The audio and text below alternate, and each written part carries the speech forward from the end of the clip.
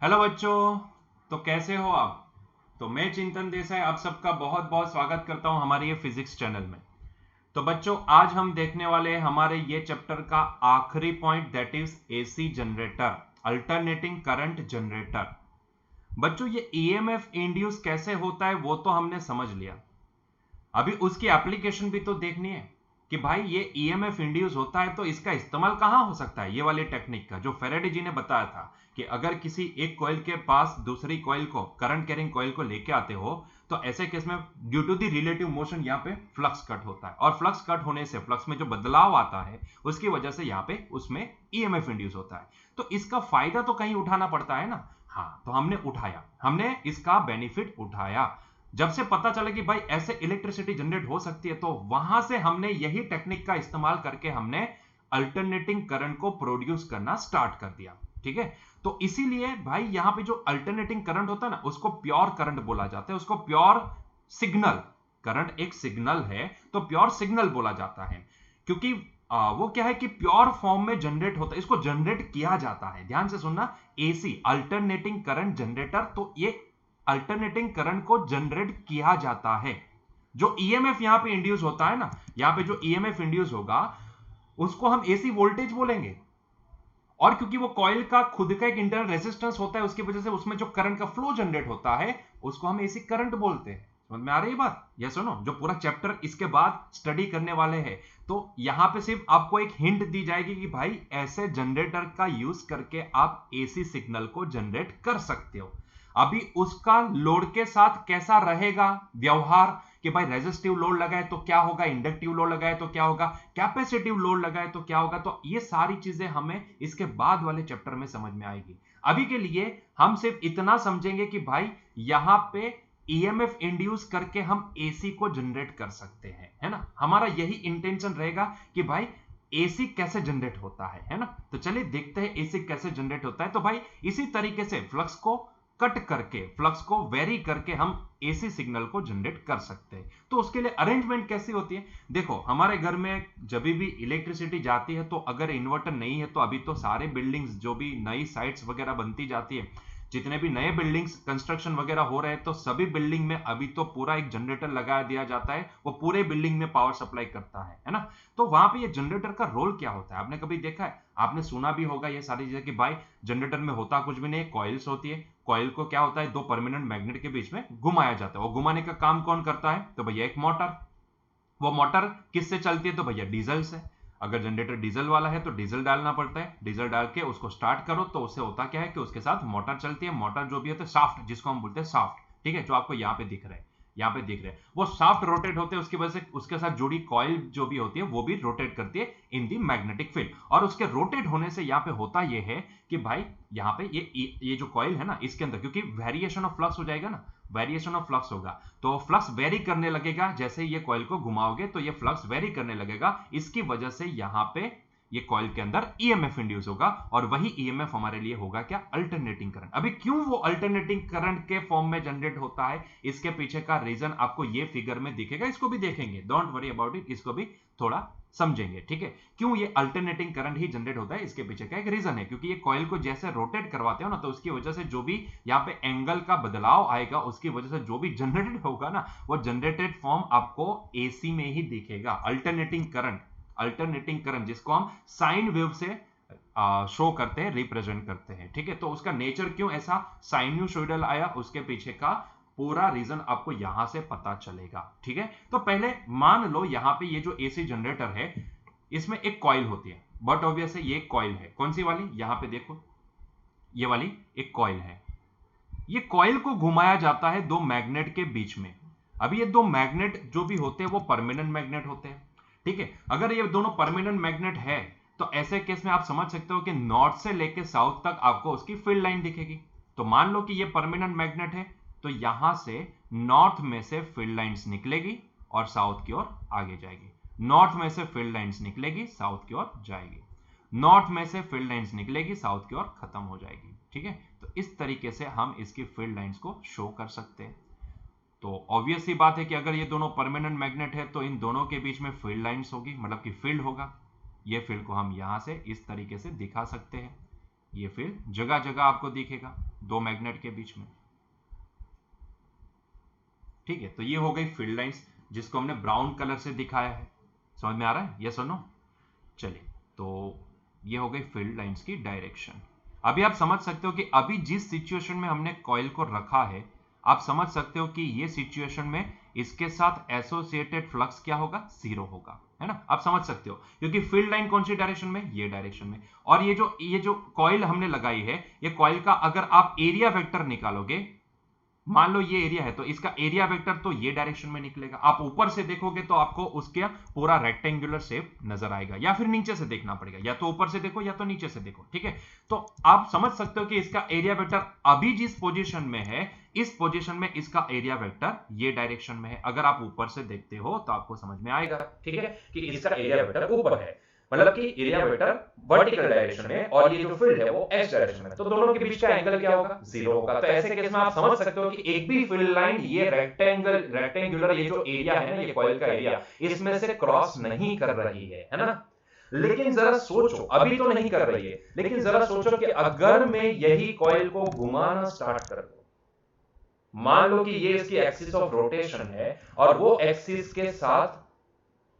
के अक्रॉस में मैं इसको ऐसे क्लॉकवाइज डायरेक्शन में रोटेट करना स्टार्ट कर दूं, तो अब सोचो कि क्या धीरे धीरे इसके साथ फ्लक्स एसोसिएट होना स्टार्ट हो जाएगा, फील्ड लाइंस उसको क्रॉस करना स्टार्ट कर देगी। एक टाइम ऐसा आएगा कि जब मान लो कि वो ऐसे परपेंडिकुलर अरेंज हो गया, ठीक है, तो ऐसे केस में मैक्सिमम फील्ड लाइन इसमें से पास होगी, है ना? मैक्सिमम फील्ड लाइन यहां पे पास होगी, और जैसे जैसे वापस आप उसको और रोटेट करवाते जाओगे तो आप समझ सकते हो कि वैसे वैसे वापस उसमें से फील्ड लाइंस डिक्रीज होना स्टार्ट कर देगी। ठीक है, वापस वो अगेन इस तरीके से फील्ड के पैरेलल अरेंज हो जाएगा, मतलब कि टोटल फ्लक्स जीरो हो जाएगा। आप कंटिन्यूअसली उसको रोटेट करवा ही रहे हो, तो इसका मतलब ये होता है कि इसके साथ ये जो कॉइल है ना, इसके साथ एसोसिएटेड फ्लक्स कंटिन्यूअसली चेंज हो रहा है। और हमें पता है कि अगर ये कंटिन्यूअसली फ्लक्स चेंज होगा विद रिस्पेक्ट टू टाइम, तो ये कॉइल के अंदर ईएमएफ इंड्यूस करेगा, है ना बच्चों? बस वही हमें पता लगाना है कि भाई यहाँ पे ईएमएफ जो इंड्यूस होगा वो कितना होगा, है ना? चलो पता लगाते हैं कि इसके साथ जो भी एसोसिएटेड ईएमएफ होगा, इंड्यूस ईएमएफ, वो कितना होगा। पहले ये तो समझ में आया कि भाई क्यों ईएमएफ इंड्यूस होगा, क्योंकि आप जैसे ही ये कॉइल को रोटेट करवाना, क्लॉकवाइज डायरेक्शन में चाहो या एंटी क्लॉकवाइज, जो भी डायरेक्शन आपको मर्जी, ठीक है, जिस डायरेक्शन में आप रोटेट करवाना चाहते हो, जैसे कि यहाँ पे हमने फिगर में इसको क्लॉकवाइज डायरेक्शन में रोटेट करवाना स्टार्ट किया है, अभी जिस पोजीशन में है उसमें कोई फ्लक्स कट नहीं हो रहा है, तो अभी एसोसिएटेड फ्लक्स जीरो है। लेकिन जैसे ही आप इसको रोटेट करवाना स्टार्ट करोगे तो ये कॉइल ना कंटिन्यूअसली ऐसे ये वाली डायरेक्शन में रोटेट करती जाएगी, तो आप समझ सकते हो कि उसके साथ एसोसिएटेड फ्लक्स कंटिन्यूअसली चेंज होता जाएगा, ठीक है, कंटिन्यूअसली चेंज होता जाएगा। तो इसकी वजह से इसके अंदर ईएमएफ इंड्यूस होगा, है ना? ईएमएफ इंड्यूस होगा। पता लगाना चाहता हूं मैं कि ये ईएमएफ कितना होगा, तो भैया उसके लिए हम उसका फॉर्मूला यहां पे लगा लेते हैं। लेकिन उससे पहले मैं ये पता लगाता हूं कि भाई ये वाली जो कॉइल है ना, ये कॉइल के साथ एसोसिएटेड फ्लक्स कितना हो सकता है। तो flux associated with coil, flux associated with coil कितना लिख सकते हैं हम? Let's say it is 5b, that is b into a cos theta, है ना? देखो एंगल तो वेरी करेगा ना, एंगल वेरी करेगा, इसलिए मुझे इन जनरल सेंस में ये तो cos थीटा ही लिखना पड़ेगा, क्योंकि अभी देखोगे तो अभी आपको एंगल क्या नजर आएगा, क्योंकि ये जो थीटा होता है वो area vector and magnetic field के बीच का एंगल होता है ना? और यहाँ पे ये जो मैग्नेटिक फील्ड है वो तो ये डायरेक्शन में है, एक्स डायरेक्शन में, और इसका जो एरिया वेक्टर अभी जो सिचुएशन में उस केस में देखोगे तो वो ऊपर की डायरेक्शन में है, एरिया वेक्टर, है ना? तो ऐसे केस में दोनों के बीच का एंगल कितना बनेगा? 90 डिग्री। लेकिन ये स्टेडी होता तो मैं यहाँ पे 0 लिख सकता हूँ, मतलब कि एंगल 90 लिख सकता हूँ, क्योंकि हमारी कॉइल तो कंटिन्यूअसली रोटेट हो रही है ना, हम तो इसको क्या कर रहे हैं? रोटेट करवा रहे हैं, है ना? तो हम तो इसको रोटेट करवा रहे हैं, तो इसके लिए यहां पे मुझे इन जनरल सेंस में, क्योंकि थीटा तो चेंज होता जाएगा, तो ऐसे केस में मुझे इन जनरल सेंस में क्या बोलना पड़ेगा? The flux associated with this coil is ba cos theta.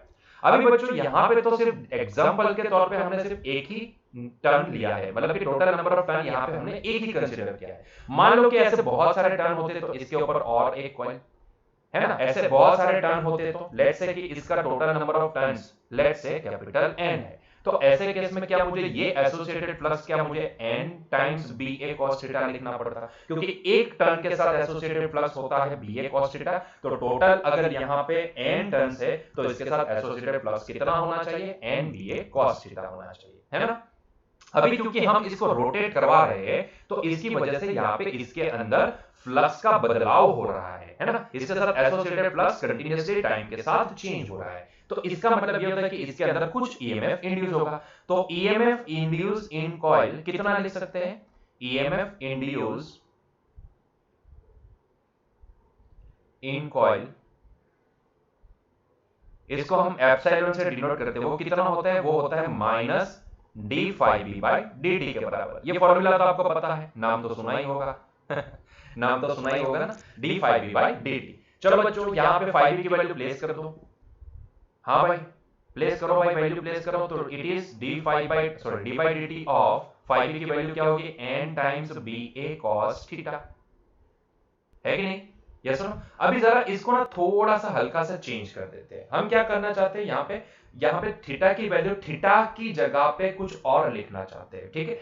क्या लिख सकते हैं इसको, तो भैया यहाँ पे ध्यान से सुनना, मान लो कि मैं ये जो कॉइल को रोटेट करवा रहा हूं ना वो ओमेगा रेडियन पर सेकंड से रोटेट करवा रहा हूं, ठीक है, मतलब कि इसकी एंगुलर स्पीड कितनी, इसको रोटेट करने की जो एंगुलर स्पीड है वो ओमेगा रेडियन पर सेकंड है, ठीक है। तो क्या बच्चों मैं यहां पे ये बोल सकता हूं कि भाई ये जो ओमेगा होता है वो क्या होता है, थीटा बटे टी, थीटा बाई टी। तो क्या मैं यहां से theta is equal to omega t लिख सकता हूं, जी बिल्कुल लिख सकते हो, है ना। तो यहां पे मैं क्या करता हूं, मैं थीटा को रिप्लेस कर देता हूं ओमेगा टी से, तो अब मेरे लिए यही रिजल्ट क्या लिख पाऊंगा मैं, तो एप्सिलॉन इज इक्वल टू अब मैं लिख पाऊंगा minus d by d t of N B A cos omega t, ठीक बराबर है। चलिए तो अभी यहां पे मुझे इतना समझ में आता है कि भाई इसके रोटेट करने से, इसके फ्लक्स में वेरिएशन होने से कभी टोटल नंबर ऑफ टर्न्स में कोई चेंज नहीं आता है। टोटल नंबर ऑफ टर्न्स एक फिजिकल टर्म है ना। अगर मैंने बोला कि यहां पे टोटल नंबर ऑफ टर्न्स 10 है तो ये 10 ही रहेंगे, आप चाहे इतना मर्जी उसको रोटेट कर लो, total number of turns decrease नहीं होंगे, मतलब कि टोटल नंबर ऑफ टर्न्स यहां पे कांस्टेंट है, तो मैं इसको डिफरेंशिएशन से बाहर निकाल सकता हूं, ठीक है। यहां पे तो परमानेंट मैग्नेट मैंने लिया है, तो जो भी फील्ड इन दोनों के बीच में जनरेट होगा वो तो कांस्टेंट होना चाहिए, है ना, कांस्टेंट यूनिफॉर्म मैग्नेटिक फील्ड, जिसको हमने पैरेलल लाइन से डिनोट किया है ना। तो इसका मतलब ये होता है कि भाई मैग्नेटिक फील्ड, ये दो मैग्नेट जो भी है वो परमानेंट मैग्नेट है, इनकी वजह से जो मैग्नेटिक फील्ड जनरेट होगा दोनों के बीच में वो कांस्टेंट होगा। तो इसके लिए हम इसको डिफरेंशिएशन से ये बी को भी बाहर ले सकते हैं। अच्छा जरा सोचो, क्या ये कॉइल के एरिया में कुछ बदलाव होगा क्या, उसको रोटेट करने से इसके अंदर जो ईएमएफ इंड्यूस होगा क्या उसकी वजह से यहाँ पे कोई उसके एरिया में बदलाव होगा, नहीं होगा भाई साहब, इसका एरिया तो जितना है उतना ही रहेगा, जो रेक्टेंगुलर एरिया में दिख रहा है उतना ही रहेगा, है ना। तो इसके लिए यहाँ पे ए बी तो कांस्टेंट है, तो इसका मतलब ये होता है कि भाई यहाँ पे ए बी तो बाहर निकल जाएगा, तो यहां पे आप देखोगे तो ये पाओगे कि भाई एन बी ए तो कांस्टेंट है, वो डिफरेंशिएशन से बाहर निकल जाएगा, जो भी डिफरेंशिएशन होगा वो किसका होगा, सिर्फ cos ओमेगा टी का होगा। और बच्चों ये cos ओमेगा टी का डिफरेंशिएशन कैसे करेंगे, मैथमेटिक्स वाले जो बच्चे हैं ना उनको तो पता है कि भाई ये अंदर वाला जो फंक्शन है उसका डिफरेंशिएशन कैसे किया जा सकता है, ठीक है। लेकिन जो बच्चे बायोलॉजी वाले हैं वो यहाँ पे कुछ मैं जिस तरीके से आपको समझाता हूं उस तरीके से उसको आप याद रखोगे, ठीक है।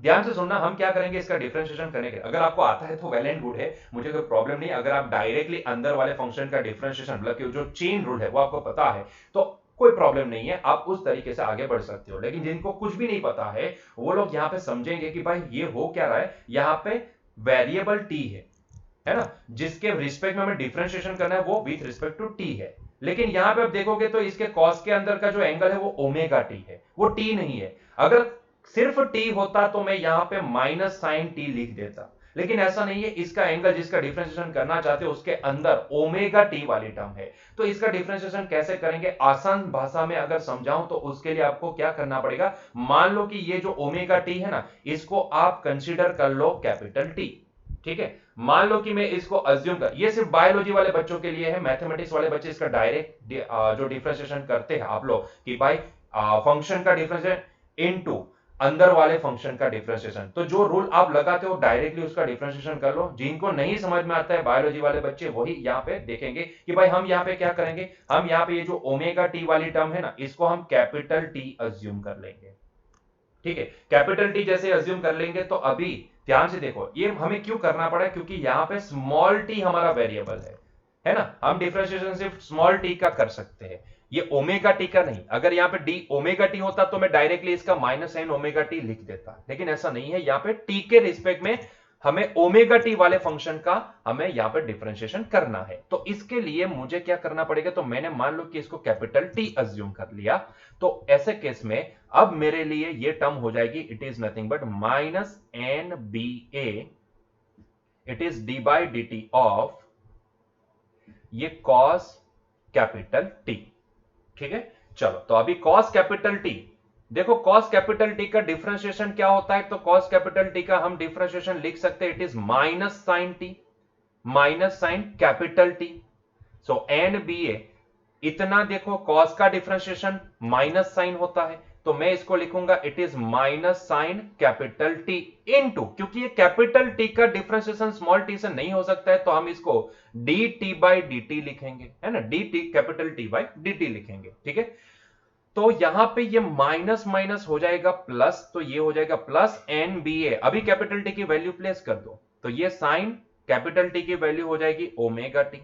ठीक है भाई, ऐसा करते हैं ना भाई, मान लो कि मैंने दिया है y is equal to f of x, तो अगर मैं इसका x के रिस्पेक्ट में डिफरेंशिएशन लेना चाहता हूं तो यहां पे मैं इसको लिखूंगा dy बाई dx, है ना, y का डिफरेंशिएशन x के रिस्पेक्ट में, तो यहां पे भी यही होगा कि कैपिटल T का डिफरेंशिएशन स्मॉल t के फॉर्म में। ठीक है, तो इस तरीके से हम इसको लिख पाते हैं। तो ये एक्स्ट्रा टर्म जो भी मल्टीप्लाई हुई ना, डोंट फॉरगेट इसको हमें मल्टीप्लाई करना है, इसीलिए मैंने इसको कैपिटल T अज्यूम कर लिया। तो अभी सारी चीजें यहां पे प्लेस कर दो, so d by d t of capital T होगा omega t, where this omega is the angular speed of this coil। तो ये एंगुलर स्पीड तो कांस्टेंट होगी ना, इतना रेडियन पर सेकंड, है ना, तो ये तो कांस्टेंट वैल्यू होगी, तो कांस्टेंट को हम क्या कर सकते हैं, डिफरेंशिएशन से बाहर निकाल सकते हैं। तो अगर हम इसको डिफरेंशिएशन से बाहर निकालते तो ये एन बी ए ओमेगा तो बाहर आ गया, ये हो गया sign omega T into D by d t of T. अभी t का डिफरेंशिएशन t के रिस्पेक्ट में 1 होता है, तो ये हमें पता है, तो इसीलिए देखो अभी वैल्यू क्या बन गई, एन बी ए omega sine omega t. Clear है। अभी बच्चों यहां पे ये आया हमारे पास इंड्यूस ईएमएफ की वैल्यू, लेकिन यहां पे देखोगे तो ये पाओगे कि भाई ये n कांस्टेंट है, b कांस्टेंट है, a कांस्टेंट है, ओमेगा भी कांस्टेंट है, तो इसका मतलब ये होता है कि भाई ये तीनों कांस्टेंट को हम अगर किसी एक कांस्टेंट से अज्यूम कर लेते हैं, so let N B A omega is equals to epsilon 0, तो अब हमारे लिए ये इंड्यूस ईएमएफ का वैल्यू आएगा epsilon is equals to epsilon 0 sine omega t. ठीक है, so this is the induce EMF, इतना ईएमएफ इंड्यूस होगा अगर हम ये कॉइल को रोटेट करवाते हैं तो। ठीक है, इसको बॉक्स बना देते हैं, बहुत ही इंपॉर्टेंट फॉर्मूला है हमारे लिए। अल्टीमेटली अगर मैं बोलूं तो यही फॉर्मूला होगा हमारे लिए इंड्यूस वोल्टेज का या फिर एसी वोल्टेज का फॉर्मूला। यहां पे एप्सिलॉन है ना, इसको हम फिर V से डिनोट करेंगे, V is equal to V0 sine omega t. ठीक है, ये हो जाएगा हमारा फॉर्मेट एसी अल्टरनेटिंग वोल्टेज का। ठीक है, क्लियर हुआ ये पॉइंट। तो इतना ईएमएफ इंड्यूस होता है, जहां पे ये जो एप्सिलॉन 0 है ना, वो पीक एम्पलीट्यूड दिखाता है हमें, वो वैल्यू कांस्टेंट है। ध्यान से देखो, N B A omega that is always constant, N भी कांस्टेंट होगा, बी भी कांस्टेंट होगा, ए भी कांस्टेंट होगा, ओमेगा भी कांस्टेंट होगा। चारों का मल्टीप्लिकेशन जो भी होगा, जिसको हमने एप्सिलॉन 0 बोला है, it is the maximum amplitude, it is what, maximum amplitude of generated AC voltage. है ना, समझ में आई बात, यस और नो। मतलब कि अगर मैं इसको देखूं तो मैं ये बोल सकता हूं कि भाई ये जो वैल्यू होगी ना मैक्सिमम, ये होगी एप्सिलॉन 0। और ये जो नेगेटिव में जो मैक्सिमम जा रही है इसको मैं बोल सकता हूं माइनस एप्सिलॉन जीरो। समझ में आ रहा है ये बात, यस और नो? तो ये होगा ये पीक एम्पलीट्यूड, ये क्या दिखाता है epsilon zero? Peak amplitude of that particular generated signal. ठीक है, क्लियर हुआ ये पॉइंट? तो देखोगे तो ये पाओगे कि भाई मैंने पूछा था पहले क्वेश्चन कि क्यों हम अल्टरनेटिंग करंट को या फिर एसी वोल्टेज को हम साइन वेव से डिनोट करते हैं। इसके पीछे का रीजन अब आपको समझ में आना चाहिए कि भाई इसके पीछे का रीजन ये है कि भाई हमने जब ये ईएमएफ इंड्यूस जो भी होगा उसका हमने जब ये फॉर्मूला वगैरह लगा के जब हमने इसका रिजल्ट निकाला तो रिजल्ट ये आया कि भाई हमें इसमें रिजल्ट में साइन वाली टर्म मिली, है ना? हमें रिजल्ट में साइन वाली टर्म मिली। तो ये साइन वाली टर्म क्या इंडिकेट करती है? साइन वाली टर्म उसका नेचर क्या इंडिकेट करती है? साइनोसॉइडल, है ना? तो ये क्या इंडिकेट करती है? AC signal have the nature of, AC signals have the nature of sinusoidal. Signals मतलब कि एक सिग्नल थ्री फेज है तो तीन वहां पे करंट होंगे ना, दोनों के तीनों के बीच में फेज डिफरेंस होगा। तो अब तक तो हम सिर्फ सिंगल फेज ही देख रहे हैं और यहाँ पे भी जो दिखा है वो सिंगल फेज है। वास्तविकता ये है कि हमारे घर में थ्री फेज सप्लाई भी आता है। तो एक वोल्टेज नहीं होगा, एक से ज्यादा वोल्टेज भी हो सकते हैं, है ना? तो वो सारी चीजें हम तब पढ़ेंगे, थ्री फेज अगर हम टाइम रहेगा तो देखेंगे। चलो अभी के लिए इसको आगे इसको आगे बढ़ाते हैं। तो ये हो गया साइनोसॉइडल। तो ये हमें फॉर्मूला, ये जो डेरिवेशन हमने किया ना, ये डेरिवेशन हमें बोल रहा है, ये हमें बार बार चिल्ला चिल्ला के बोल रहा है कि भाई ये जो यहां पे ईएमएफ इंड्यूस होगा जिसको हम एसी वोल्टेज बोलते हैं वो साइनोसॉइडल वेवफॉर्म को फॉलो करेगा। वो किसको फॉलो करेगा? साइन वेव को फॉलो करेगा। क्लियर है? इसीलिए हम यहां पे साइनोसॉइडल वेवफॉर्म को ड्रॉ करते हैं एसी सिग्नल को रिप्रेजेंट करने के लिए। तो यस बच्चों, हमने यहां से ये एसी सिग्नल का, टू बी स्पेसिफिक बोलो तो एसी वोल्टेज का हमने यहां से फॉर्मूला बना दिया। इतना एसी वोल्टेज जनरेट होगा। क्लियर हुआ ये पॉइंट? क्लियर है? पक्का? चलो अभी ये ग्राफ को भी समझते हैं। हमने ये तो समझ लिया कि भाई हाँ ये एसी वोल्टेज जनरेट होता है और उसका मैग्नीट्यूड कुछ इतना होता है epsilon zero sine omega t. ठीक है, अभी ये सारा स्टेप बाय स्टेप सारी चीजें भी समझ लेते हैं कि भाई ये वेवफॉर्म किस तरीके से ड्रॉ करते हैं, कहां पे मैक्सिमम होगा, कब मिनिमम वैल्यू होगी, वो सारी चीजें हम यहां पे समझ लेते हैं ग्राफ से। ठीक है, तो चलिए ध्यान से देखते जाएगा बच्चों, इसको ध्यान से देखिएगा। तो उसके लिए आपको फिगर में देखते जाना है, ये वाली फिगर में स्टेज वन। मान लो कि अभी जिस तरीके से लूप है यहां से हम इसको रोटेट करवाना स्टार्ट करते हैं। तो अभी इस पोजीशन में, इस कंडीशन में ये लूप है, ठीक है, और ये है इसकी एक्सिस ऑफ रोटेशन। हम इसको क्लॉकवाइज डायरेक्शन में रोटेट कर रहे हैं। तो जब ये इनिशियल कंडीशन ऐसी होगी, जब ये पोजीशन पे होगा, तब आप समझ सकते हो पीछे की डायरेक्शन से देखना। इसका एरिया कहां से देखना है आपको? पीछे की डायरेक्शन से देखना है। ये ग्राफ को फॉलो करना है तो पीछे की डायरेक्शन से देखना है। तो आप ध्यान से देखोगे तो आप ये पाओगे कि भाई ये वाले केस में आप जिस पोजीशन में, मतलब कि ऐसे यहां से परपेंडिकुलर है, तब आप समझ सकते हो कि इसका जो भी फ्लक्स होगा वो मैक्सिमम होगा। यहां पे मैक्सिमम फील्ड लाइन इसको क्रॉस करेगी, मैक्सिमम फील्ड लाइन इसको क्रॉस करेगी, है ना? तो ये वाली पोजीशन में आप देखोगे तो फील्ड कौन सी डायरेक्शन में? यहां पे मैग्नेटिक फील्ड ये डायरेक्शन में है, और मैग्नेटिक फील्ड को हम ब्राउन कलर से दिखा रहे हैं ना, तो मैग्नेटिक फील्ड की डायरेक्शन ये है। ठीक है, और हमारा जो ये जो है ना हमारा क्या बोलते हैं, एरिया वेक्टर, देखो नाम भी जल्दी याद नहीं आ रहा है। तो हमारा जो मैग्नेटिक फील्ड है वो ये डायरेक्शन में, this is the direction of magnetic field.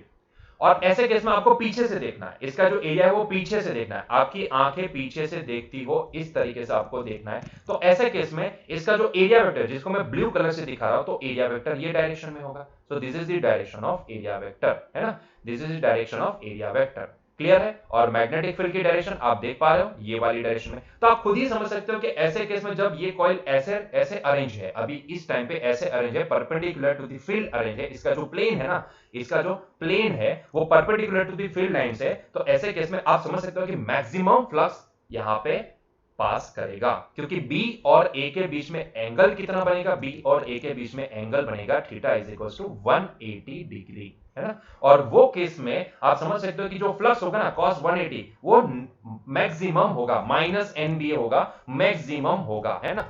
Flux maximum होगा, लेकिन जरा सोचो ये केस में फ्लक्स भले मैक्सिमम हो, लेकिन जरा सोचो क्या यहां पे ईएमएफ मैक्सिमम होगा? क्योंकि अगर ये पूरा थीटा है ना, इसकी जगह पे अगर आप यहां पे 180 प्लेस करते हो तो आप समझ पाओगे कि यहां पे साइन 180 तो बच्चों जीरो हो जाता है।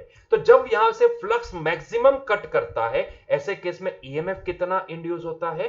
जीरो हो रहा है। ईएमएफ इंड्यूस ईएमएफ जीरो है, क्योंकि साइन 180 जीरो हो जाएगा।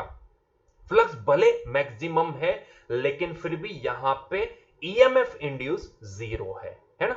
धीरे धीरे धीरे धीरे हम क्या करें, ये कॉइल को रोटेट करवा रहे हैं क्लॉकवाइज डायरेक्शन। तो रोटेट होते होते होते होते होते होते होते एक टाइम ऐसा है कि वो ऐसे अरेंज हो गई, परफेक्टली पैरेलल टू फील्ड, है ना। तो ये वाले केस में हमारा फील्ड कौन सी डायरेक्शन में? तो फील्ड ये वाली डायरेक्शन में है। एंड तब हमारा ये जो एरिया वेक्टर है वो पहले ये वाली डायरेक्शन में था, और ये भी रोटेट करते करते अब सीधा ये डायरेक्शन में आ गया। सो this is the direction of area vector, है ना। अब आप ऊपर से देख रहे हो इसको, है ना, तो ऊपर से देख रहे हो, तो ऐसे केस में इन दोनों के बीच का एंगल कितना बनेगा? 90 डिग्री। और जब एंगल 90 डिग्री बनेगा तब हम मान सकते हैं कि इसके अंदर का फ्लक्स तो जीरो होगा, लेकिन तब यहां पे इंड्यूस ईएमएफ क्या होगा? मैक्सिमम होगा, है ना। तो यहां पे प्लेस करो साइन 90 प्लेस करोगे तो आपको वैल्यू कितनी मिलेगी? Epsilon zero. इसीलिए मैंने बोला था कि तब ये मैक्सिमम एम्पलीट्यूड कितना होगा? एप्सिलॉन जीरो के बराबर, है ना। क्लियर हुआ? कॉइल और आगे रोटेट हो रही है, रोटेट होते होते होते होते होते होते आप समझ सकते हो कि देखो ये आरएस जो भी है वो अभी नीचे चला गया, अभी पैरेलल था, है ना, फील्ड के पैरेलल था, अभी ये नीचे चला गया आरएस, तो और आगे रोटेट हो रही है, इससे और आगे रोटेट हो रही है। अब ये पोजीशन ऐसी आई कि जब यहां पे फील्ड कौन सी डायरेक्शन में है, आप देख सकते हो फील्ड की डायरेक्शन वो तो एक ही है, x direction, this is the direction of field. और एरिया वेक्टर की डायरेक्शन क्या है? तो अब रोटेट होते होते, क्योंकि ये क्लॉकवाइज डायरेक्शन में रोटेट हुई ना, और आगे रोटेट हुई, तो एरिया वेक्टर भी यही डायरेक्शन में आ गया, है ना। पहले ये 90 डिग्री बता, जैसे आप ये कॉइल को रोटेट करवाते हो ये वाली डायरेक्शन में, तो आप समझ सकते हो कि अब ये वाली पोजीशन में इसका एरिया वेक्टर भी क्या हो जाएगा? एरिया वेक्टर भी अभी फील्ड के पैरेलल हो जाएगा, ठीक है। ये वाले केस में आपको यहां से देखना पड़ेगा, तब जाके आपको इसका पूरा एरिया दिखेगा, ठीक है। तो ऐसे केस में एंगल बना दोनों के बीच का 0 डिग्री। हम मान सकते हैं कि ये वाले केस में फ्लक्स यहां पे मैक्सिमम होगा, लेकिन जैसे ही आप यहां पे थीटा 0 प्लेस करोगे तो आप समझ पाते हो कि तब यहां पे ये जो मैग्नेटिक फील्ड होगा, सॉरी ईएमएफ इंड्यूस होगा, वो 0 हो जाएगा, क्योंकि साइन 0 0 होता है ना। और उसी तरीके से कंटिन्यूअसली आप इसको रोटेट करवाते जाओ। ये वाले केस में एरिया वेक्टर नीचे, फील्ड ये डायरेक्शन में, दोनों के बीच का एंगल 270 डिग्री आप मान सकते हैं। एंगल ये ऐसे मान सकते हैं 270 डिग्री, ठीक है, आप ऐसे मान सकते हो, लेकिन हम शॉर्ट में अगर लिखना है तो -90 डिग्री भी लिख सकते हैं। तो ऐसे केस में आप समझ सकते हो कि ये वाले केस में जो ईएमएफ इंड्यूस होगा साइन 270 होता है -1, तो पॉसिबल मिनिमम नेगेटिव वैल्यू इसने अचीव करी होगी, मतलब कि हम इसको लिखेंगे -एप्सिलॉन 0, है ना। तब साइन 270 हो जाएगा -1, और -1 की वजह से ये हो जाएगा epsilon is equals to -epsilon 0। और उसी तरीके से आप वापस आगे बढ़ोगे, कॉइल को रोटेट करवाते जाओगे, तो धीरे धीरे वापस 0 हो जाएगा। तो इस तरीके से आपको ये पूरा ग्राफ आप समझ सकते हो। देखो हमने तो सिर्फ पीक पॉइंट ही देखा है, बीच में कोई कॉइल सीधी तो नहीं, मतलब यहां से सीधी ये पोजीशन में प्रकट हो जाएगी, ऐसा तो नहीं होगा ना। वो रोटेट करते करते ये वाली पोजीशन को अचीव करेगी। तो इसका मतलब ये होता है कि भाई धीरे धीरे यहां पे ईएमएफ इंड्यूस होता जाएगा, अब बढ़ता जाएगा। जब ये वाली पोजीशन में अरेंज होगी तब ईएमएफ मैक्सिमम होगा, और वो कितना होगा? एप्सिलॉन 0 के बराबर, जितना इसका पीक एम्पलीट्यूड है उसके बराबर। वापिस जैसे से वो आगे रोटेट करती जाती है तो वापिस यहां से इसका ईएमएफ डिक्रीज करता जाता है, 0 हो जाएगा। वापिस नेगेटिव रीजन में और डिक्रीज -एप्सिलॉन 0, वापिस इंक्रीज 0, ठीक है। तो इस तरीके से आप इसको समझ पाते हो, ठीक है, इस तरीके से आप इसको समझ पाते हो। तो परफेक्टली यहां पे आपको साइनोसॉइडल नेचर एसी जनरेटर में दिखेगा। बस यही मैं आपको समझाना चाहता हूं। ये जो पूरी फिगर दी गई है उसके अलग अलग स्टेजेस की, उससे आप यही समझ पाते हो कि भाई इसमें जो ईएमएफ इंड्यूस होगा उसका नेचर कैसा होगा? साइनोसॉइडल होगा। क्लियर है? क्लियर यहां तक? ठीक है। अच्छा, इसमें बच्चों और आगे जाए तो भाई हमें पता है कि भाई अगर हम ओमेगा को, अगर मैं यहां पे here let omega is equals to 2 pi f. अगर मैं ओमेगा को 2 पाई एफ से रिप्लेस करता हूं तो मैं यहां पे ईएमएफ का यही इक्वेशन लिख सकता हूं, it is nothing but epsilon 0 sine 2 pi f t के बराबर, है ना। ओमेगा को हमने क्या रिप्लेस कर दिया, 2 पाई एफ, ठीक है। तो आपको यही इक्वेशन मिलेगा epsilon 0 sine 2 pi f t के बराबर। क्लियर है ये पॉइंट, ठीक है। तो आप अगर ओमेगा को रिप्लेस करते हो 2 पाई एफ से तो आपको ये इक्वेशन कुछ ऐसे मिलेगा।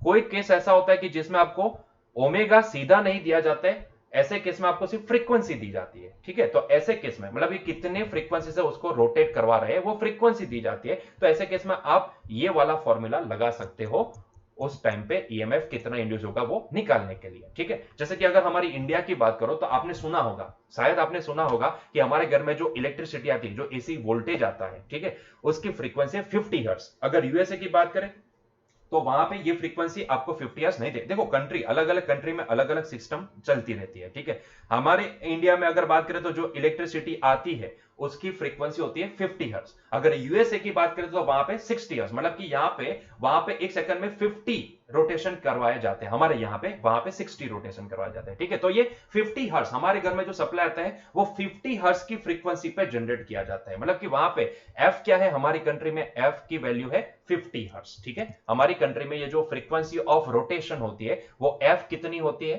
50 हर्ट्ज होती है, ठीक है। तो ये याद रखना है। हमारे इंडिया में शायद आपको पता भी होगा, मुझे बोलने की जरूरत नहीं कि एसी सिग्नल की फ्रीक्वेंसी अगर नहीं पता है तो भाई जो इलेक्ट्रिकल कंपोनेंट लेके आते हो ना, बल्ब वगैरह, ट्यूबलाइट वगैरह, पंखे वगैरह, तो वहां पे लिखा होता है 241 कॉमा करके 50 हर्ट्ज। मतलब कि ये जो डिवाइस है ना वो ऐसे सप्लाई के को ही सपोर्ट कर पाते हैं जिसका पोटेंशियल 240 वोल्ट, मतलब कि वोल्टेज 240 वोल्ट एसी जनरेटेड हो और वो जो एसी सप्लाई है वो 50 हर्ट्ज पे जनरेट हुआ हो, ठीक है। तो आप उसी के ऊपर यहाँ पे आप ये चला सकते हो, ठीक है। तो ये पॉइंट आपको शायद पता होगा, ठीक है। अभी देखो यहां पे आपने एक चीज नोटिस की, हमने ये तो देख लिया कि भाई एसी जनरेटर से जो सप्लाई जनरेट होगा, अल्टरनेटिंग करंट जो जनरेट होगा एसी जनरेटर की वजह से वो साइनोसॉइडल वेवफॉर्म वाला होगा, ठीक है। उसका अगर यहां पे ये कॉइल का जो इंटरनल रेजिस्टेंस है अगर वो आपको पता है तो आप उसमें जनरेटेड करंट भी यहां पे पता लगा सकते हो, उसमें कोई प्रॉब्लम नहीं है, आप करंट की वैल्यू भी पता लगा सकते हो। लेकिन सबसे बड़ी जो चीज है जो हमें यहां पे नोट डाउन करनी वो ये है कि भाई इसको रोटेट कौन करवाएगा, इसको रोटेट कौन करवाएगा, है ना। इसको रोटेट करवाने के लिए हमारे पास अलग अलग मैकेनिज्म्स है। आइडियली मुझे ये समझाना है आपको कि यहां पे कौन सी एनर्जी कौन से फॉर्म में जनरेट हो रही है, कौन से फॉर्म में कन्वर्ट हो रही है।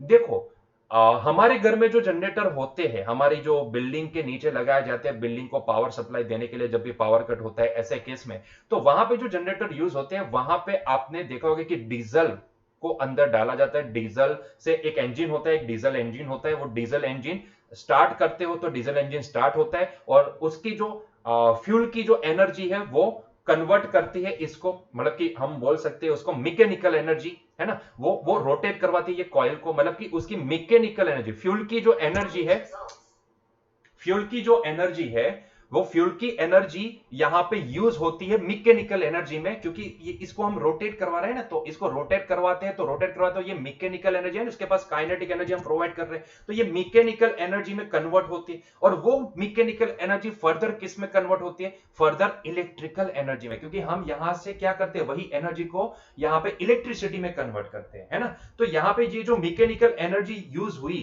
वो कन्वर्ट हुई इलेक्ट्रिकल एनर्जी में, तो ये कॉइल के रोटेशन से हम इसको इलेक्ट्रिकल एनर्जी में कन्वर्ट कर दिए और वही इलेक्ट्रिकल एनर्जी हमारे घर में आती है। और घर में मान लो कि आप इसको फैन चलाते हो, फैन को रोटेट करवाते हो तो फर्दर वही इलेक्ट्रिकल एनर्जी वापस किस में कन्वर्ट हो रही है, वापस मैकेनिकल एनर्जी में कन्वर्ट हो रही है। उसके साथ साथ वो फैन जो भी है वो हीट भी तो होता है, तो इसकी वजह से थोड़ी एनर्जी हीट के फॉर्म में भी जा रही है ना। तो आप देखो कहीं कहीं से भी आप देखोगे, आप ये मत देखो, अगर देखना है तो आप पावर स्टेशन की बात करें तो हमारे पास थर्मल पावर स्टेशन होता है, थर्मल पावर स्टेशन है, हमारे पास हाइड्रोलिक पावर स्टेशन है, हमारे पास विंड पावर स्टेशन है। तो सारे पावर स्टेशन का कंसेप्ट तो यही लगता है ना।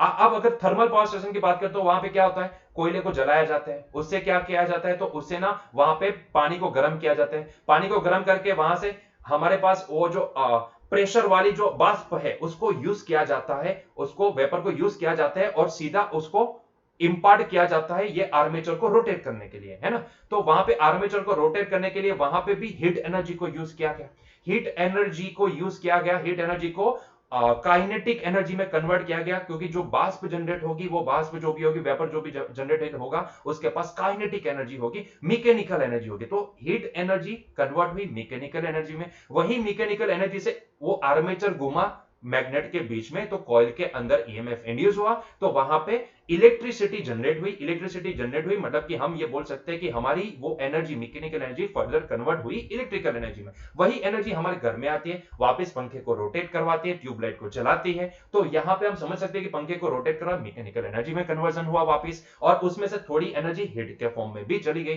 तो कहीं ना कहीं ये सारा कन्वर्जन देखो आप, अब सारा कन्वर्जन देखो, mechanical energy converted into the electrical energy, है ना। जो मेन कन्वर्जन अगर एसी जनरेटर का हम देखते हैं तो वो ये होता है कि वो मैकेनिकल एनर्जी को कन्वर्ट करता है इलेक्ट्रिकल एनर्जी में। फर्दर सारी एनर्जी फिर हमारे घर में आती है, फिर अलग अलग फॉर्म में वो कन्वर्ट होती है। लेकिन मेन अगर रोल देखे, चाहे आप थर्मल पावर स्टेशन ना देखो और हाइड्रोलिक पावर स्टेशन देखो, तो उसमें क्या किया जाता है, डैम के ऊपर से, क्योंकि वो पानी जो हाइट पे होता है ना, ये डैम है, तो डैम पूरा भरा होगा होता है, मान लो कि यहां तक भरा हुआ है, तो यहां का जो पानी है उसके पास अपनी कुछ एक पोटेंशियल एनर्जी, वो किसी पर्टिकुलर हाइट पे है, तो उसके पास अपनी पोटेंशियल एनर्जी है। और यहां का पानी जब भी नीचे गिरता है तो वही पोटेंशियल एनर्जी कन्वर्ट होती जाती है काइनेटिक एनर्जी में, और यहां पे टरबाइन घुमाया जाता है ना। तो यही जब भी वो नीचे आता है तो उसकी जितनी उसके पास पोटेंशियल एनर्जी थी, वो सारी जब भी वो टकराएगा टरबाइन के साथ, तब उसकी सारी कन्वर्ट हो जाएगी काइनेटिक एनर्जी में। और वो काइनेटिक एनर्जी मतलब कि मैकेनिकल एनर्जी,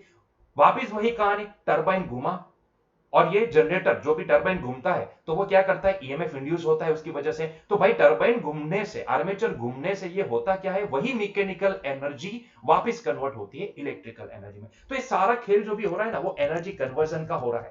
यहां पे प्योर एनर्जी कन्वर्जन आपको दिखेगा, चाहे डैम में आप हाइड्रोलिक पावर स्टेशन देखो या विंड पावर स्टेशन। विंड के पास कौन सी काइनेटिक एनर्जी, विंड के पास कौन सी एनर्जी है, काइनेटिक एनर्जी, है ना। उसके पास काइनेटिक एनर्जी, वही काइनेटिक एनर्जी की वजह से वो टरबाइन घूमता है, मतलब कि मैकेनिकल एनर्जी है, वो टरबाइन घूमने से इलेक्ट्रिकल में कन्वर्ट हो रही है, और वो कन्वर्ट होके फिर हमारे घर तक आती है। हमारे घर में वो अलग अलग जगह पे अलग अलग फॉर्म में यूज होती है, मतलब कि जिस फॉर्म से वो आई थी ना, वही फॉर्म में वापस जाती है।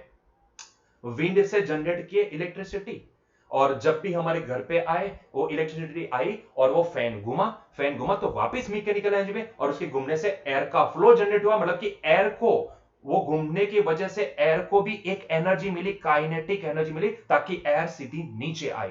तो जिस एयर से वो एनर्जी जनरेट हुई थी, वापस वही एयर में वो कन्वर्ट हुई। खैर वो अलग चीज है कि हम ये समझ सकते हैं कि सारा कन्वर्जन वापस जिस फॉर्मेट में वो जनरेट हुई थी वही फॉर्मेट में चली जाती है। हम कहीं ना कहीं ये देख पाते हैं, आप देखोगे तो आप समझ पाओगे, कहीं ना कहीं हम ये देख पाते हैं, है ना। हीट के फॉर्म में, थर्मल पावर स्टेशन है तो हीट के फॉर्म में हमने एनर्जी को निकाला, उससे हमने ये टरबाइन को घुमाया, मतलब कि मैकेनिकल एनर्जी में कन्वर्ट किया। फिर वो मैकेनिकल एनर्जी जनरेटर ने उसको क्या किया, कन्वर्ट किया इलेक्ट्रिकल एनर्जी में। वही इलेक्ट्रिकल एनर्जी हमारे घर में आई और हमारे घर में पंखे को घुमाया। पंखे को घुमाने के बाद पंखा हीट पकड़ेगा, ट्यूबलाइट को जलाते हैं तो हीट पकड़ेगी, तो कहीं ना कहीं वहां पे एनर्जी वापिस हीट के फॉर्म में भी जा रही है ना। सिर्फ जनरेटर की बात करें तो वो जनरेटर के ऊपर सिर्फ फोकस करें तो वो सिर्फ मैकेनिकल एनर्जी को इलेक्ट्रिकल एनर्जी में कन्वर्ट करता है ना। क्लियर है। बाकी अगर आप उसका कन्वर्जन पूरा देखोगे, जहां से एनर्जी इनिशिएट हुई, देखो एनर्जी कभी भी कहीं से भी इनिशिएट नहीं होती है, नई एनर्जी बनाई नहीं जाती है, एनर्जी नाश नहीं होती है, विनाश नहीं होता है एनर्जी का, ठीक है। एनर्जी कभी लॉस नहीं होती है, एनर्जी का सिर्फ कन्वर्जन हो रहा है। तो कहीं ना कहीं एनर्जी एक फॉर्म से दूसरे फॉर्म में आपको कन्वर्ट होती नजर आएगी, ये पूरी प्रोसेस को आप समझोगे तो, है ना। जो एनर्जी कई बार आपको ऐसा भी दिखेगा कि जिस फॉर्म से वो आई है वही फॉर्म में चली गई। जैसे मैंने विंड का एग्जांपल दिया आपको कि विंड से, वो विंड की वजह से, विंड के पास काइनेटिक एनर्जी थी, तो विंड की वजह से वो टरबाइन घुमा, है ना।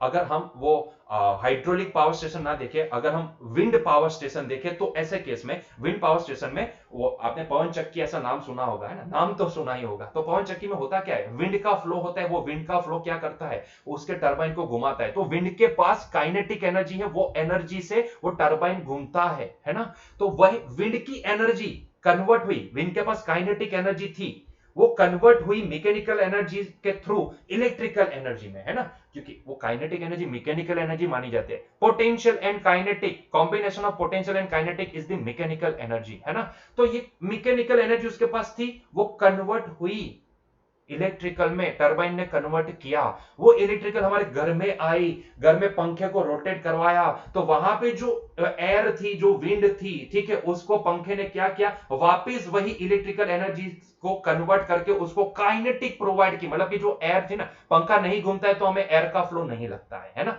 लेकिन जैसे पंखा घूमना स्टार्ट कर, जितनी तेजी से घूमता है उतना तेजी से एयर का फ्लो हमें लगता है। तो क्या होता है, वहां पे वही इलेक्ट्रिसिटी से हमारा जो फैन है वो घूम रहा है, और वही फैन वहां की आसपास की जो एयर है उसको वापस काइनेटिक एनर्जी दे रहा है। तो जिस फॉर्म से आई थी उसी फॉर्म में जा रही है ना।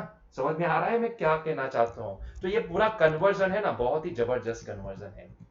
सिर्फ मैं एसी जनरेटर की बात करूं ना, तो वहां पे सिर्फ हमें ये दिखता है कि mechanical energy is converted into the electrical one, लेकिन अगर आप देखोगे तो कई केस ऐसे होंगे जिसमें हमें ऐसा दिखेगा कि भाई जिस फॉर्म से वो जनरेट हुई होगी, हमें नहीं पता वो कौन से फॉर्म से जनरेट हुई, वो थर्मल पावर स्टेशन से इनिशिएट होके आई है, या फिर वो विंड पावर स्टेशन से आई है, या फिर हाइड्रोलिक पावर स्टेशन से, हमें नहीं पता है, हमें नहीं पता है, ठीक है, हमें नहीं पता है। देखो इसका भी एग्जांपल है, अब सोचो जरा कि कहां से कहां जा रही है एनर्जी। देखो एक डैम था, ध्यान से देखना, ये सिर्फ टाइम पास के लिए है और कुछ भी नहीं, इसमें से कोई क्वेश्चन नहीं आने वाला, लेकिन समझने के लिए ना बहुत ही मजा आता है इसमें। मान लो कि ये डैम है, पूरा भरा हुआ है, यहां तक पानी से भरा हुआ है, यहां से पानी गिरता है, तो पानी जिस हाइट पे है ना, जिस हाइट पे है वहां पे उसके पास पोटेंशियल एनर्जी है। ना मत बोलिएगा, ना मत बोलिएगा, उसके पास पोटेंशियल एनर्जी है। फ्लूइड मैकेनिक्स पढ़े होंगे, फ्लूइड मैकेनिक्स पढ़े, टॉर्टिसली का रूल था, छोड़ो आपको याद नहीं होगा, छोड़ो। तो पानी जो हाइट पे भरा हुआ है ना, उसके पास पोटेंशियल एनर्जी है। जब भी वो नीचे गिरता है ना, क्यों ऐसा नहीं किया जाता कि नीचे से ही पानी को ऐसे चलाया जाता है, भाई ऊपर से ही पानी को क्यों गिराया जाता है? क्योंकि उसकी पोटेंशियल एनर्जी का इस्तेमाल होता है काइनेटिक एनर्जी के फॉर्म में। जैसे वो नीचे आएगा ना पानी, वैसे धीरे धीरे उसकी हाइट कम होती जाएगी, तो उसकी जो पोटेंशियल, जो ऊपर टॉप वाले पानी का जो लेयर है उसके पास जितनी पोटेंशियल एनर्जी है वो सारी कन्वर्ट होती जाएगी। जैसे जैसे पानी नीचे गिरता जाएगा वैसे वैसे काइनेटिक में पोटेंशियल डिक्रीज होती जाएगी, काइनेटिक इंक्रीज होती है। वो यहां पे टरबाइन पे गिरेगी, टरबाइन नीचे होगा, है ना, तो सारी, तब तक जब वो टरबाइन के साथ टकराएगी तब तक उसका पूरा पोटेंशियल एनर्जी का कन्वर्जन काइनेटिक में हो चुका होगा, है ना। तो मैक्सिमम जितनी हाइट ज्यादा उतनी ज्यादा पोटेंशियल, उतनी ज्यादा काइनेटिक हमें ये नीचे जब ये आएगा तब मिलेगी। तो उसने क्या किया, देखो हाइट का पानी, ध्यान से सुनना, हाइट का पानी नीचे गिरा, टरबाइन को घुमाया, घूमने से इलेक्ट्रिसिटी में कन्वर्ट हुई एनर्जी। वो इलेक्ट्रिसिटी आई हमारे घर में, हमारे घर में नीचे लगा है एक पंप जो नीचे से पानी को वापस कहां ले जाता है, हमारी पानी की टंकी में, है ना। तो जिस हाइट से वो आ रहा है वापस, उसको वो हाइट ना हो लेकिन कोई और एक हाइट पे तो हम इसको ले जा रहे हैं। तो कहीं ना कहीं सारा कन्वर्जन देखो, आपको कहीं ना कहीं ये दिखेगा कि जो कॉज है ना, वो कॉज वापस उसको हम वही फॉर्म में कन्वर्ट कर रहे हैं, वही एनर्जी को, क्योंकि वही एनर्जी, वो मोटर हमारे घर में जो लगी वो क्या करेगी, उसी उसी उसी एनर्जी का इस्तेमाल करके, इलेक्ट्रिकल एनर्जी का इस्तेमाल करके पानी को वापस पोटेंशियल एनर्जी देगी, ताकि वो पर्टिकुलर हाइट पे जा पाए जिस हाइट पे उसकी उतनी पोटेंशियल एनर्जी होनी चाहिए, है ना, है ना। ये कन्वर्जन समझ में आ रहा है क्या कहना चाहता हूं? आई होप सो कि आपको समझ में आ रहा है। जरा सोच के देखना कि जिस फॉर्म से वो जनरेट हो रही है ना कहीं आपको नजर आएगा कि हाँ वो वापस वही फॉर्म में भी जा रही है ना, वापस वही फॉर्म में भी जा रही है। मतलब कि हम क्या कर रहे हैं, हम सिर्फ वही उसका इस्तेमाल कैसे कर रहे हैं, एनर्जी कन्वर्जन के लिए, जस्ट उसका एनर्जी कन्वर्जन के लिए इस्तेमाल कर रहे हैं। बाकी वो जो फॉर्मेट में थी वही फॉर्मेट में हम उसको ले जा रहे हैं, कहीं हीट में ले जा रहे हैं, कहीं विंड के फॉर्म में ले जा रहे हैं, कहीं वही पानी को वापस ऊपर चढ़ा के उसको वही पोटेंशियल एनर्जी के लेवल पे ले जा रहे हैं। तो वो सारी चीज आप समझ सकते हो कि क्या हो रहा है ना। बस हम क्या कर रहे हैं, हम डे टू डे लाइफ में बस उसका सिर्फ कन्वर्जन कर रहे हैं। वो है पहले से वही फॉर्मेट में, लेकिन बस हम क्या करते हैं, उसको घुमा फिरा के इलेक्ट्रिकल में कन्वर्ट करके फिर वापस वही फॉर्मेट में लेके जाते हैं, है ना। पंखा नहीं होता तो चल सकता है, विंड को डायरेक्टली यूज कर सकते हो, लेकिन क्या करते हैं हमारे घर में खिड़कियां, पहले जमाने में खिड़कियां बहुत ज्यादा होती थी ताकि मैक्सिमम एयर फ्लो हो, तब पंखे की जरूरत नहीं पड़ती क्योंकि पंखे नहीं होते थे। लेकिन हम क्या कर रहे हैं, हम घर को जितना हो सके उतना पैक कर रहे हैं। खिड़कियां एक ही होनी चाहिए, दरवाजा एक ही होना चाहिए, हो सके तो जितनी छोटी खिड़की उतना अच्छा रहेगा। और क्या करते हैं हम वहां पे पंखा लगा देते हैं, क्योंकि विंड का फ्लो ही हमने स्टॉप कर दिया है ना। और हम क्या करते हैं, वही विंड का इस्तेमाल करके, देखो घुमा फिरा के वही विंड को हम इलेक्ट्रिकल एनर्जी में कन्वर्ट करके वापस वही इलेक्ट्रिकल एनर्जी को हमारे घर में वापस विंड में ही कन्वर्ट कर रहे हैं, विंड की काइनेटिक एनर्जी में कन्वर्ट कर रहे हैं। अरे भैया ये घुमा फिरा के क्यों करते हो, पंखा निकालो, खिड़कियां खोलो, दरवाजे खोलो, अपने आप वही सीधी एनर्जी यूज करो ना, सीधी एनर्जी यूज करो। क्यों ऐसे घुमा फिरा के यूज करते हो? देखो ये घुमा फिरा के यूज करने में हम अल्टीमेटली हमारे जेब से पैसों को खर्च कर रहे हैं। हम सिर्फ ये कन्वर्जन का पैसा दे रहे हैं जो सीधा हमें मिल सकता है। लेकिन हम क्या कर रहे हैं, हम क्या कर रहे हैं, वही कर रहे हैं। सीधा नहीं हमें पसंद तो हम क्या करते हैं, बस उसको घुमा फिरा के, भाई घुमा फिरा के आना चाहिए, पंखा तो ऐसा होना चाहिए, बड़ा होना चाहिए, और वो घूम के जो एयर निकलती है वही हमें यूज करनी चाहिए, है ना। तो हमने ठान लिया है कि भाई हमें यही करना है। तो ultimately just we are paying for what, we are paying for, कोई बोलता है कि कन्वर्जन, हमारे घर में जो इलेक्ट्रिसिटी यूज होती है उसके लिए हम पे करते हैं, जो एनर्जी खर्च होती है उसके लिए पे करते हैं। मैं उनको बोलता हूँ कि भाई जो सीधा आ रहा है ना उसको घुमा फिरा के वापिस वही फॉर्मेट में लाने का पैसा हम दे रहे हैं। सोचोगे तो समझ में आएगा, जो है उसको घुमा फिरा के वापस वही फॉर्मेट में लाने का पैसा दे रहे हैं, है ना।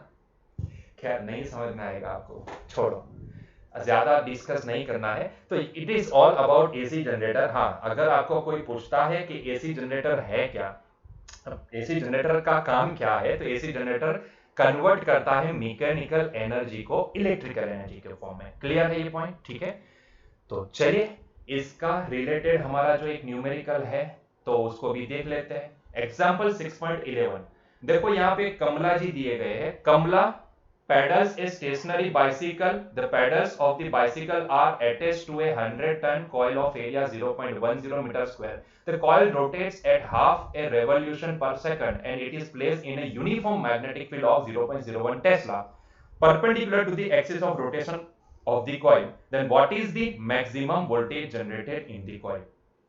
ठीक है, मतलब कि यहाँ पे आपको मैक्सिमम वोल्टेज कितना जनरेट होगा वो आपको निकालना है। कमला जी है, बाइसिकल चला रही है, ठीक है, तो उनकी फ्रीक्वेंसी देखो, उनकी फ्रीक्वेंसी, वो कमला जी जो बाइसिकल चला रही, पैडल पैडल लगा रही है, तो वो पैडल की वजह से जो कॉइल का रोटेशन है ना, रोटेशन की जो रेवोल्यूशन है वो आपको दिया गया है। देखो coil rotates at a half a revolution per second, मतलब कि ultimately it is the frequency, frequency आपको हाफ हर्ट्ज दी गई है।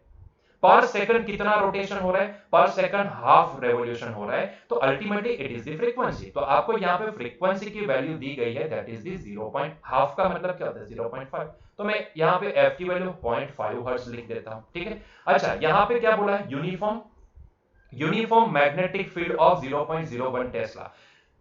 जो कॉइल रोटेट हो रही है वो कौन से मैग्नेटिक फील्ड में रोटेट हो रही है, 0.01 टेस्ला वाले यूनिफॉर्म मैग्नेटिक फील्ड में। तो यहाँ पे मैग्नेटिक फील्ड की वैल्यू कितने है, 0.01 टेस्ला, ठीक है। चलिए, और यहाँ पे टोटल नंबर ऑफ टन्स, वो कॉइल के साथ associated total number of turns कितने दिए गए हैं, 100 टन्स, ठीक है। अच्छा, उसका एरिया कितना दिया गया, वो कॉइल का एरिया है 0.110 मीटर स्क्वायर, ठीक है। चलो, इतनी चीजें आपको दी गई है, तो आपको क्या पूछा है, आपको पूछा है what is the maximum voltage generated in the coil. Coil के अंदर जनरेटेड मैक्सिमम वोल्टेज कितना होगा, तो भाई मैक्सिमम वोल्टेज मतलब कि ईएमएफ, ईएमएफ कितना होता है भाई, याद करो ईएमएफ कितना होता है, ईएमएफ याद करो, ईएमएफ कितना होता है। अभी देखे ना, ऐसे जनरेटर का केस है भाई, जनरेटर का केस, ईएमएफ कितना जनरेट होगा, एन बी ए omega, omega into sine omega T के बराबर। लेकिन हमें क्या पूछा है, देखो यहाँ पे एक कंडीशन बोली है इन्होंने, maximum voltage, possible maximum voltage, possible maximum. अगर मैं फॉर्मेट देखो यार, फॉर्मेट अगर मैं दिखाऊं तो आपको ये फॉर्मेट में शॉर्ट में ऐसा लिख सकता हूं ना, शॉर्ट में ऐसा लिख सकता हूं, epsilon is equal to epsilon 0 sin omega t, है ना, इतना ईएमएफ इंड्यूस होगा। लेकिन मैक्सिमम कितना पॉसिबल है, तो भैया एप्सिलॉन 0 के बराबर, है ना, मैक्सिमम कितना पॉसिबल है, एप्सिलॉन 0 के बराबर। भाई ये जो जनरेट होगा उसका मैक्सिमम पीक एम्पलीट्यूड कितना हो सकता है, एप्सिलॉन 0, नेगेटिव में भी पीक कितना, माइनस एप्सिलॉन 0। तो मैक्सिमम चाहे पॉजिटिव मैक्सिमम मानो या नेगेटिव मैक्सिमम मानो, कितनी हो सकती है, माइनस सॉरी एप्सिलॉन 0, है ना। तो यहाँ पे हमें सिर्फ वही तो निकालने को बोला है कि भाई यहाँ पे पॉसिबल इंड्यूस जो मैक्सिमम ईएमएफ, मैक्सिमम वोल्टेज होगा वो कितना हो सकता है, एप्सिलॉन 0 के बराबर। नहीं समझ में आता तो ऐसा समझ लो कि ईएमएफ इंड्यूस होता है इतना, लेकिन उसमें से मैक्सिमम खोजने को बोला है, मैक्सिमम निकालने को बोला है, तो तब साइन की वैल्यू मैक्सिमम हुई होगी, और साइन की वैल्यू मैक्सिमम कितनी होती है, 1 होती है, तो हमने उसको 1 प्लेस कर दिया, तो मैक्सिमम कितना होता है, एप्सिलॉन 0, और ये एप्सिलॉन 0 कितना होता है, तो n इंटू बी इंटू ए इंटू ओमेगा के बराबर है ना। चलो सारी वैल्यू यहाँ पे प्रोवाइडेड है, हाँ थोड़ा ओमेगा की वैल्यू हमें यहाँ पे 2 पाई एफ लिखनी पड़ेगी, सो दिस इज 2 पाई एफ। चलिए टोटल नंबर ऑफ टर्न्स कितने हैं, यहाँ पे 100 है। अच्छा बी का वैल्यू कितना है, मैग्नेटिक फील्ड हमें दिया गया है, दैट इज 0.01, सेट इज 0.01, मतलब कि ये 1/100 हो जाएगा। ये एरिया हमें दिया गया है 0.10 इंटू 2 इंटू पाई, पाई की वैल्यू हम 3.14 लिखेंगे, और यहां पे ये जो फ्रीक्वेंसी हमें दी गई है दैट इज 0.5, मतलब कि इसको हम लिखेंगे 1/2, ठीक है। तो देखो यहाँ पे बहुत ही आसान है इसको समझना, क्योंकि बहुत सारी चीजें तो यहाँ पे ऐसे ही कैंसिल हो गई। देखो ये 2 तो अपने आप कैंसिल हो गए, है ना। यहाँ पे 100 एंड 0.01 भी कैंसिल हो गए, ठीक है, एक दूसरे को कैंसिल कर दिया, फिर इसको मान लो कि 1 हो गया। चलो 0.10 मतलब कि ये 1/100 हो जाएगा, और ये है 3.14, ठीक है, तो ये 3.14 है, 0.10 0.10 मल्टीप्लाई बाय 3.14, मतलब कि इसको हम 1/100 लिख सकते हैं, तो ये 0.30, उसमें से एक पॉइंट, अच्छा ये एक पॉइंट तो कैंसिल हो जाएगा ना, तो ये 0.10 मतलब कि 10/100 होगा, मल्टीप्लाई बाय 3.14, और उसमें से एक पॉइंट तो ये कैंसिल हो गया इसके साथ, तो बचा ये, तो ये ईएमएफ कितना इंड्यूस हो सकता है, 0.314 वोल्ट, ठीक है, इतना ईएमएफ इंड्यूस हो सकता है मैक्सिमम।